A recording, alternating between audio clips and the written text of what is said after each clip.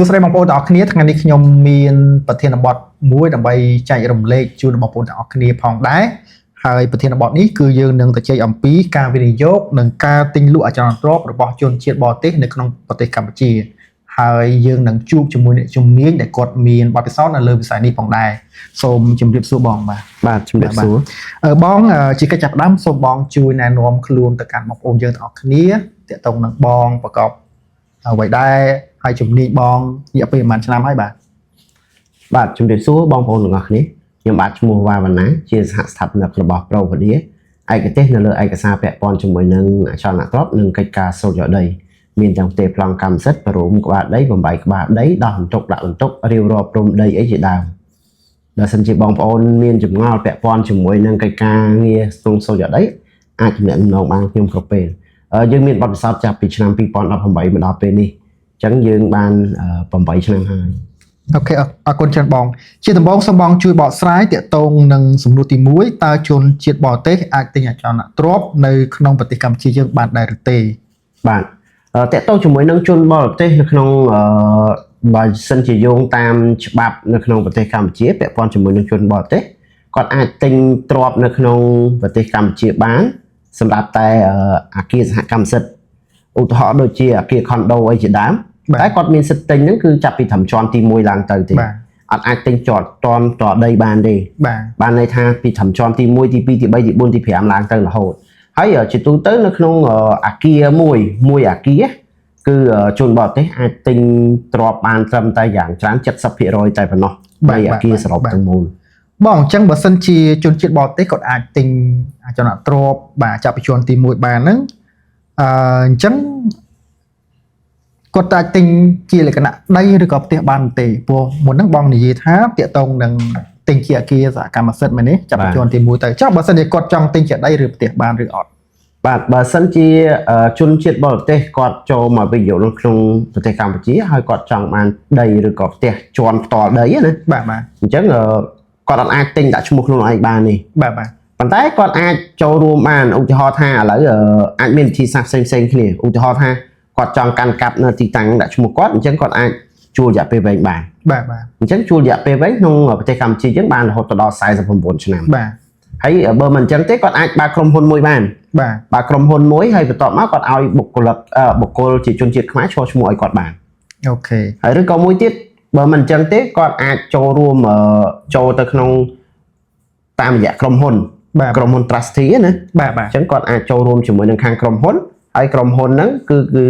គាត់ជាអ្នកដែលរៀបចំឯកសារឲ្យដើម្បីឯកសារហ្នឹង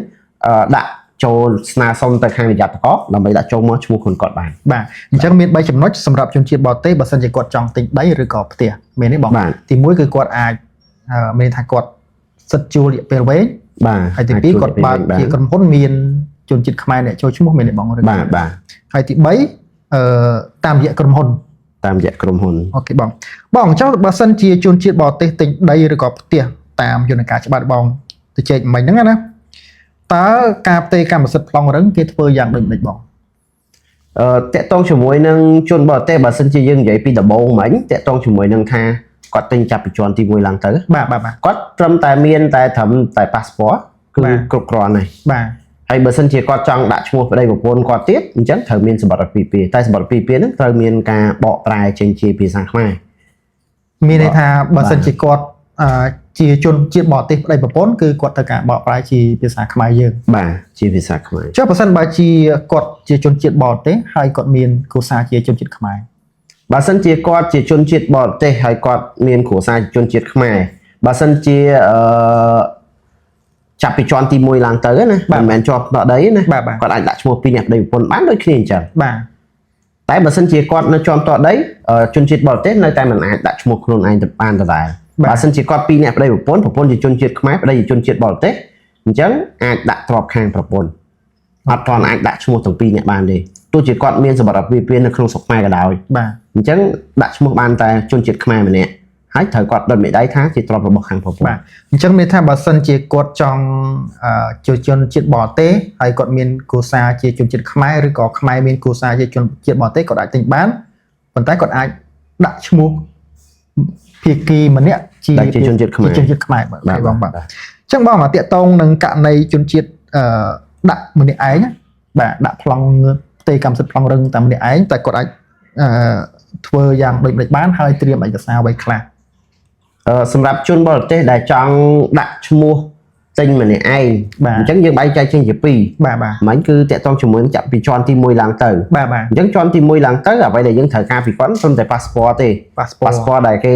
មានសុពលភាព បាទបាទ ហ្នឹងហើយនៅមានសុពលភាពហើយគាត់ត្រូវធ្វើលិខិតបញ្ជាក់ បាទ តាក់ទងជាមួយនឹងលិខិតបញ្ជាក់ខ្លួនឯងហ្នឹងថាលិខិតជាក់ស្នាក់នៅ បាទបាទ ថាគាត់តាមទិញហ្នឹងហើយគាត់ស្នាក់នៅ បាទបាទ ហើយបន្ទាប់មកទៀតគាត់ត្រូវមានឯកសារដែលយើង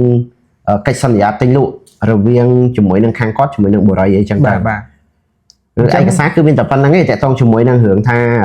គាត់ទិញខុនដូចាប់ពីទី1ឡើងទៅ បាទបាទ តែបើសិនជាពាក់ព័ន្ធជាមួយនឹងរឿងដីឬក៏ផ្ទះនៅក្នុងដូចថាគាត់ជាជនបរទេសគាត់ចង់ទិញដីឬក៏ផ្ទះហ្នឹងដាក់ឈ្មោះខ្លួនឯង បាទបាទ អញ្ចឹងក្នុងលក្ខខណ្ឌមិញយើងបាននិយាយហើយ បាទបាទ ថាគាត់អាចដាក់ឈ្មោះខ្លួនឯងផ្ទាល់ direct បានទេ បាទបាទ គឺអាចថាទី1គាត់អាចជួលហ្នឹងទៅ បាទបាទ ហើយទី2គឺគាត់អាចថាបើកក្រុមហ៊ុនទៅ បាទ ហើយទី3គាត់អាចថាចូលរួមនៅជាមួយនឹងខាងក្រុមហ៊ុន trustee ក្រុមហ៊ុនបរិធនបាកិច្ច បាទបាទ ខាងគេនឹងរៀបចំឲ្យហើយនឹងគេនឹងភ្ជាប់ទៅខាងនិយត្តករដាក់ស្នើទៅនិយត្តករដើម្បីឲ្យគាត់ចូលឈ្មោះមកខាងគាត់បាន អញ្ចឹងមានន័យថាត្រង់ចំណុចនេះគឺឲ្យក្រុមហ៊ុនគេអ្នកចូលឈ្មោះជំនួស បាទ មានថាជនជាតិបរទេសគាត់ទិញបានទិញដីឬក៏ផ្ទះបានប៉ុន្តែឲ្យក្រុមហ៊ុនអ្នកចូលជំនួស បាទត្រូវ បងបាទ បាទ អញ្ចឹងបងមានជាអនុសាសន៍យ៉ាងម៉េចសម្រាប់ជនជាតិបរទេសដែលគាត់មកចង់វិនិយោគនៅស្រុកខ្មែរយើងបាទដូចជាការទិញដីឬក៏ទិញផ្ទះឬក៏ទិញខុនដូអីហ្នឹងកុំឲ្យគាត់មានការបារម្ភថាទិញឡូទិញទៅមានបញ្ហារត់ប្លង់មិនចេញបាទកន្លែងឬក៏គាត់មានការឆ្ងល់អីបងអាចមានជាអនុសាសន៍យ៉ាងម៉េចដែរសម្រាប់ចំណុចនេះបង បាទតកតងជាមួយនឹងការវិនិយោគរបស់ជនបរទេសដែលចង់មកវិនិយោគនៅស្រុកខ្មែរកាលពីមុនគេមានក្តីបារម្ភច្រើន បាទបាទ ដោយសារតែគេគិតថារឿងឯកសារនឹងច្រើន បាទ តែធៀបពិតទៅมันជាលំបាកទេ បាទបាទ រឿងពាក់ព័ន្ធជាមួយនឹងឯកសារมันជាលំបាកទេ បាទ បើសិនជាគាត់ទិញយើងណែនាំឲ្យគាត់ទិញជាមួយនឹងទីតាំងដីឬក៏ផ្ទះឬក៏អគារអីដែលជាលក្ខណៈកម្មសិទ្ធិប្លង់រឹង បាទបាទ អញ្ចឹងពេលដែលមានប្លង់រឹងហើយក្នុងការរៀបចំឯកសារគឺមិនលំបាក បាទបាទ បានន័យថាបើសិនជាគាត់ជាជនបរទេសគាត់ចង់ដាក់ឈ្មោះគាត់ក៏បានប៉ុន្តែគាត់ត្រូវតែឆ្លងកាត់ដំណើរការដូចយើងនិយាយមកអញ្ចឹង បាទបាទ តាមរយៈក្រុមហ៊ុនបរិធនបាកិច្ចទៅគេរៀបចំឲ្យហើយ បាទ ហើយបើសិនជាគាត់គិតថាមិនចង់ពិបាកទេចង់ដាក់ឈ្មោះខ្លួនឯងបាន បាទ ជួលបានតាជួលរយៈពេលវែង អូខេ ហើយចំណុចចុងក្រោយបើសិនជាគិតថាលំបាកស្មុគស្មាញពេកជនបរទេសអាចយកសញ្ជាតិជនជាតិខ្មែរហ្មងទៅ បាទបាទ អញ្ចឹងពេលដែលគាត់មានសញ្ជាតិជនជាតិខ្មែរហើយគឺគាត់អាចឈរឈ្មោះលើកម្មសិទ្ធិប្លង់រឹងបានហើយជាន់តដី បាទ ហ្នឹងអូខេ អញ្ចឹងមានថាបើសិនជាជនជាតិបរទេសគាត់ចង់ទិញដីឬក៏ផ្ទះគឺគាត់ចង់ដាក់ឈ្មោះលើខ្លួនឯងហ្មងគឺតម្រូវគាត់មានសញ្ជាតិតែបើមានសញ្ជាតិទេគឺយើងទៅជ័យពីខាងដើមថាធ្វើតាមរយៈក្រុមហ៊ុនឬក៏បើកជាក្រុមហ៊ុនណាមួយចឹងទៅមានទេបង បាទស្រី តែបើសម្រាប់ជាអគារសកម្មសិទ្ធិដូចជាខុនដូគឺមិនតម្រូវឲ្យមាន